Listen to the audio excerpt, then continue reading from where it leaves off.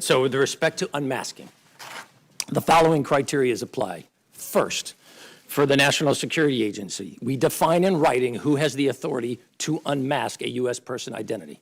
That is 20 individuals in 12 different positions. I am one of the 20 in one of those 12 positions, the director.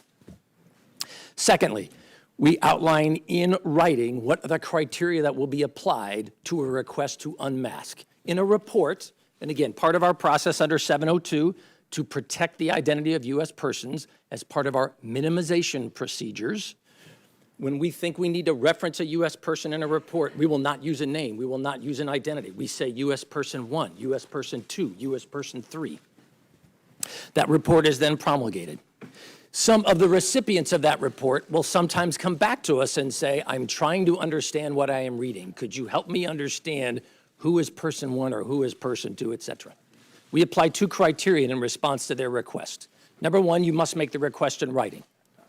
Number 2, the request must be made on the basis of your official duties, not the fact that you just find this report really interesting and you're just curious.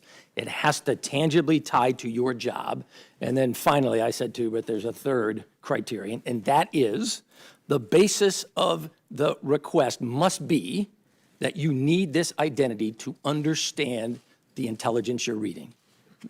We apply those 3 criteria, we do it in writing, and one of those 20 individuals then agrees or disagrees. And if we unmask, we go back to that entity who requested it, not every individual who received the report, but that one entity who asked for us. We then provide them the U.S. identity, and we also remind them the classification of this report and the sensitivity of that identity remains in place. By revealing this U.S. person to you, we are doing it to help you understand the intelligence, not so that you can use that knowledge indiscriminately. It must remain appropriately protected.